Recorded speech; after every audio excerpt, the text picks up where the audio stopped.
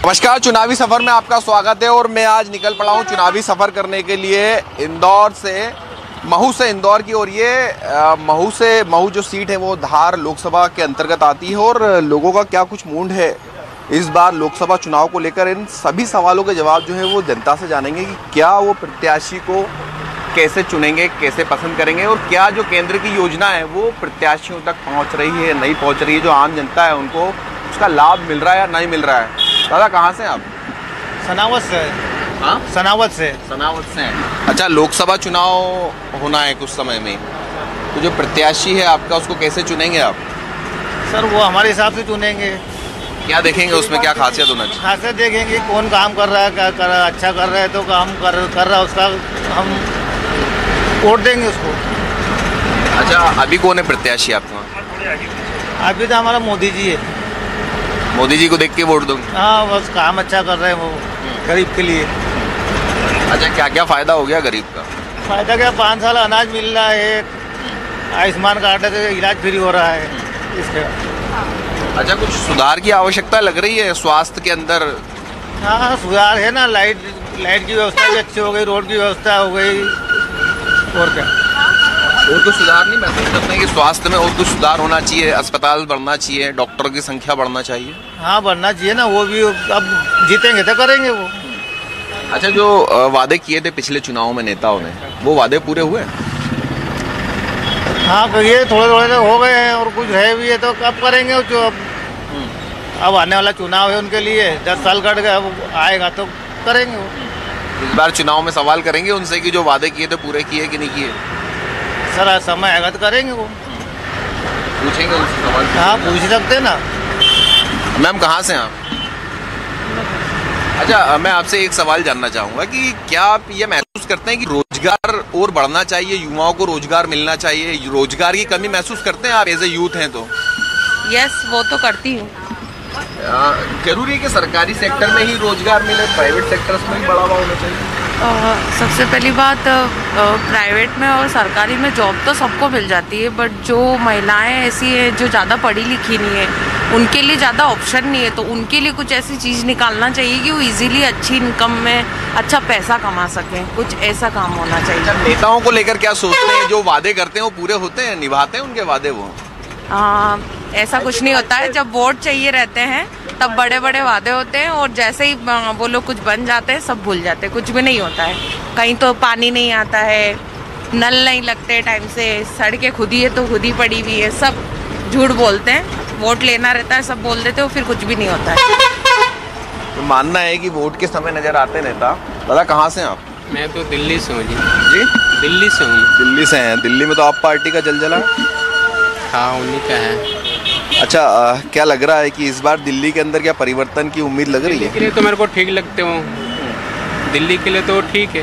अच्छा, दिल्ली में क्या कुछ आपने ऐसा देखा है जो मध्य प्रदेश में नहीं है या दूसरे अन्य राज्यों में नहीं है जहाँ पर बीजेपी की सरकार है? ये है कि देखो, जो गली मोहल्ले जितने भी ना उसके आसपास जितने पार्क है उसमें जिम की सुविधा दे दी है, बच्चों को खेलने की सुविधा दे दी है।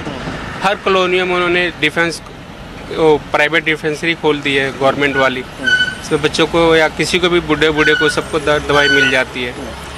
और सफाई भी विशेष ध्यान दें, जितने गटर नाले जो भी है उसके ऊपर करते हैं। इनसे पहले जो सरकारें थी वो नहीं करती थी ये सारी चीज़ें। अच्छा, केंद्र को लेकर क्या सोचते हैं? केंद्र सरकार जो है, मोदी सरकार कैसा काम कर रही है?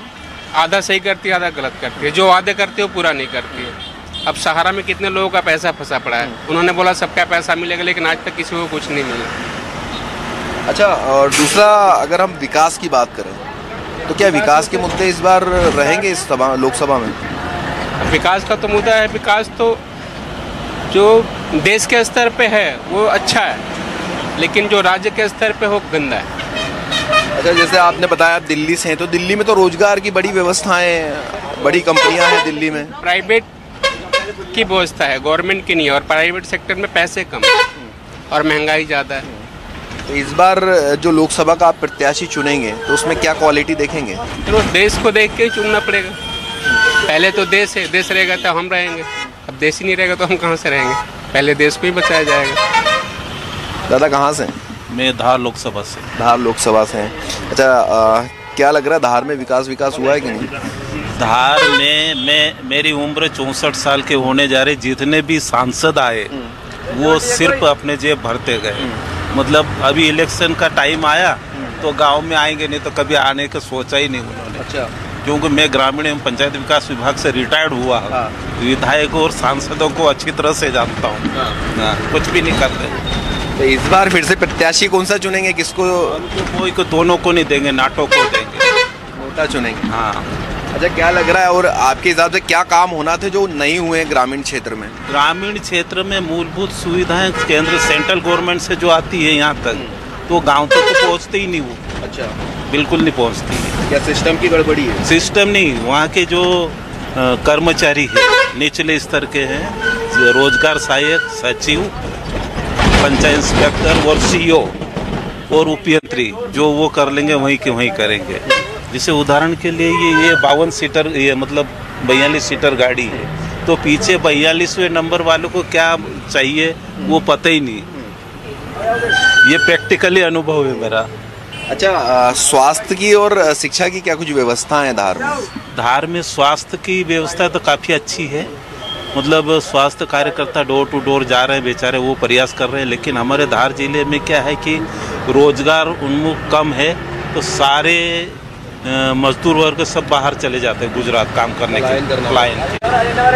उनको तो जब जरूरत पड़ती है, अभी सांसद जी की जरूरत पड़ेगी ना, तो वो ढूंढ ढूंढ के लाएंगे, और बस वापस छोड़ने की जरूरत पड़ेगी तो नहीं भेजेंगे वो। तो इस बार जब आपके पास वोट मांगने आएंगे तो उनसे सवाल करेंगे आप?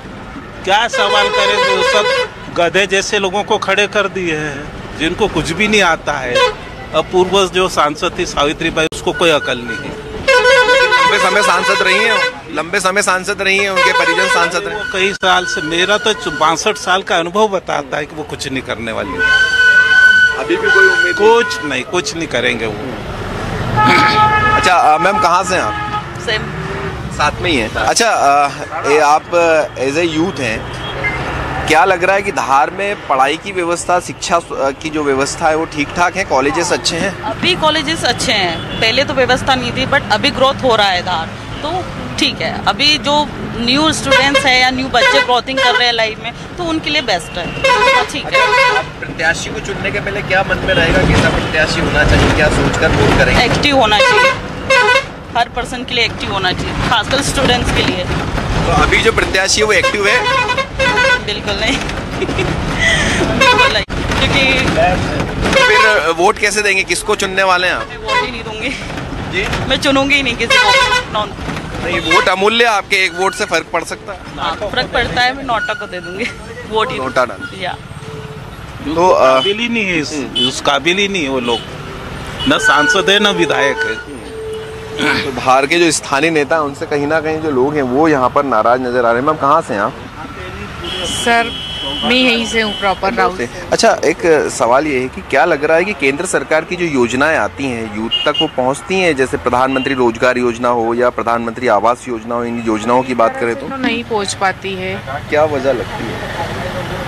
वजह वही है, बस जो नेता चुने जाते हैं वो उसमें से कुछ सही रहते हैं, कुछ गलत रहते हैं। क्या मानती हैं जो वादे करते हैं चुनाव के समय वो पूरे होते हैं? नहीं होते हैं। तो इस बार किसको चुनने वाली हैं? इस बार मैं तो किसी को वोट देने वाली नहीं हूँ। क्या वजह? क्योंकि गवर्नमेंट कुछ भी करती नहीं है, सिर्फ वादे करती है और तोड़ती है बस। क्या केंद्र सरकार पर भी विश्वास इस बार नहीं रहा? नहीं, इस बार तो केंद्र सरकार पे भी विश्वास नहीं रहा है। तो स्वास्थ्य की बात की जाए तो स्वास्थ्य व्यवस्थाएं कुछ ठीक लग रही हैं? स्वास्थ्य व्यवस्था थोड़ी ठीक है, बाकी पूरी तरह से तो नहीं बोल सकते हैं। हाँ। दादा कहाँ से हैं? महू से। महू से हैं। महू में तो इस बार विधानसभा में बड़ा फेरबदल हो गया, अंतर सिंह दरबार ने भी बीजेपी ज्वाइन कर ली। हाँ, बीजेपी ज्वाइन कर ली ना। इस बार लोकसभा में क्या स्थिति लग रही है? धार लोकसभा सीट के अंतर्गत आती है। धार लोकसभा सीट के अंदर तो ये बीजेपी का ही है।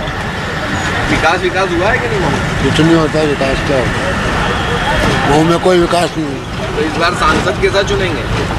सांसद तो अच्छा होना चाहिए, सांसद तो वोट दें उसको।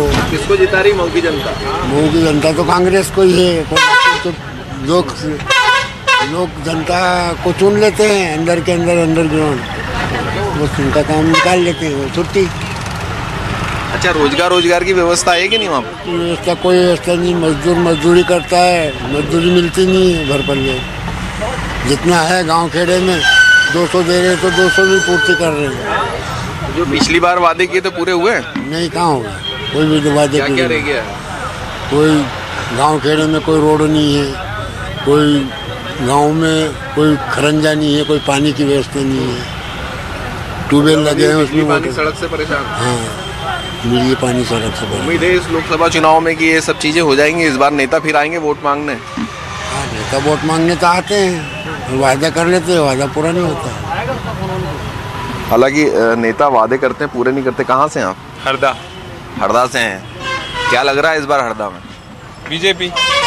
क्या वजह? वजह तो कुछ वजह तो बहुत सारी है, वजह देखा जाए तो। और बीजेपी आने से साइड इफेक्ट और दोनों चीज़ें हैं। जैसे किसान का देखा जाए तो किसान को कोई रेट मिल नहीं रहा है।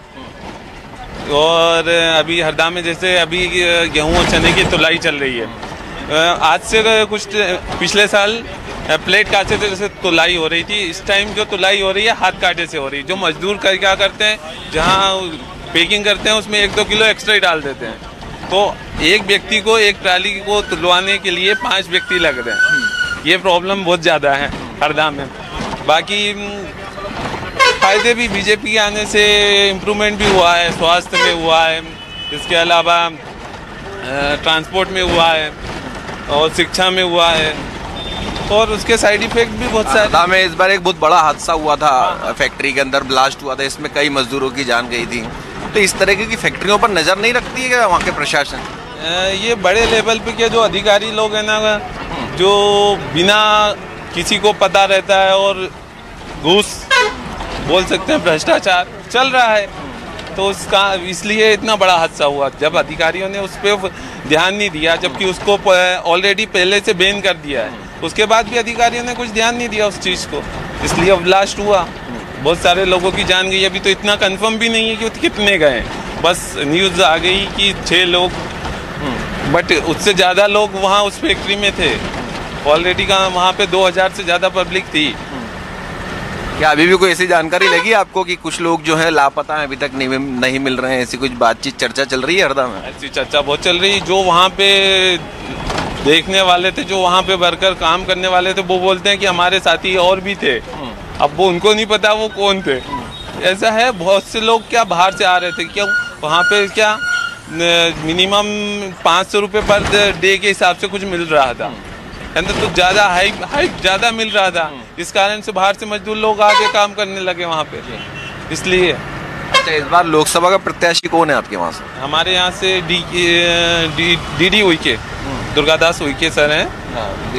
हाँ, बीजेपी से अच्छा काम कर रहे हैं। कांग्रेस का मुझे अभी पता नहीं है कौन है कांग्रेस से। अच्छा, तो पता करेंगे कि नहीं कौन है प्रत्याशी कांग्रेस का? बिल्कुल, अभी शायद अनाउंसमेंट नहीं हुआ है उसका। अच्छा, कांग्रेस के प्रत्याशी के बारे में भी जानकारी रखेंगे? दोनों को देखकर वोट करेंगे क्या एक पक्षी वोट करने वाले? दोनों को देख के ही वोट करेंगे, क्योंकि कांग्रेस में क्या अभी उनका कुछ क्लियर नहीं हो पा रहा है उनको।